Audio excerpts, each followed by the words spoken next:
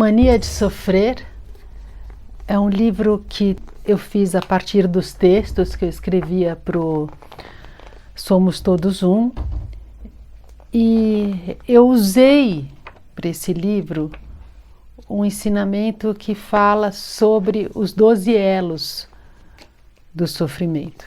Se a gente olhar aqui nessa tanca, que é sobre a roda da vida, a gente vai ver esses 12 elos ao redor aqui.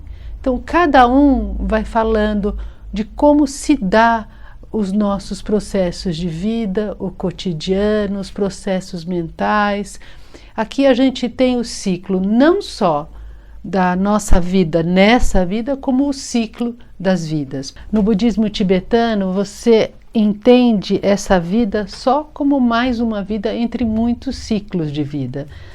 E isso não é que a gente precisa pensar muito sobre isso, não. Aliás, eu vou aproveitar para dizer, apesar do meu filho ser um lama tibetano, ter ido morar no monastério aos 12 anos, apesar do budismo, vamos dizer, preencher a minha vida como um todo, isso não significa que nós somos esotéricos. Eu quero deixar claro, não é o que eu entendo por esotérico, que é, às vezes, a gente procurar carregar de simbologia espiritual algo e não se distanciar um pouco da realidade.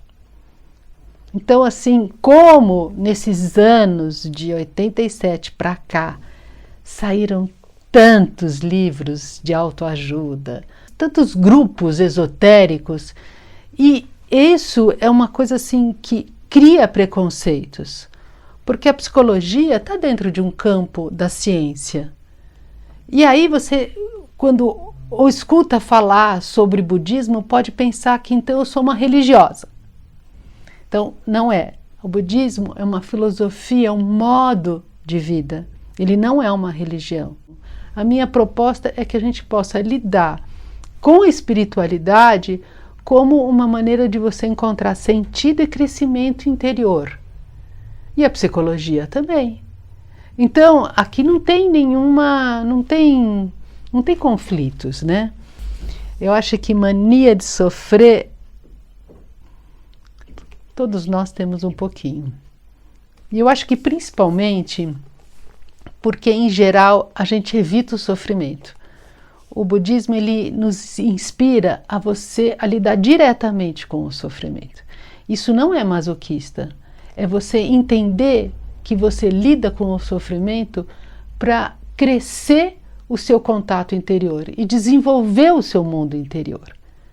Então, quando eu lido com o sofrimento, com generosidade, paciência, busco sabedoria, esforço entusiástico, então tudo isso vai trazendo um sentido para mim, para o meu sofrimento. Não é simplesmente um autoconhecimento só da minha pessoa individual. Não, o budismo te ensina a você a se pensar, se ver integrado com todas as pessoas e com o ambiente. Então, quando você se conhece, é para você ter mais coerência entre o teu mundo interno e o mundo externo. Eu acho que esse livro está tratando o tempo todo disso. Ele também serve de uma forma oracular. Eu vou ler abertamente, eu vou escolher um trechinho e ler. Desista da frustração. Quando nos pegamos dizendo, fiz tudo o que podia e não deu certo, mais de 3 vezes sobre uma mesma questão, está na hora de desistir, cair fora, desconectar-se de sua fonte de frustração.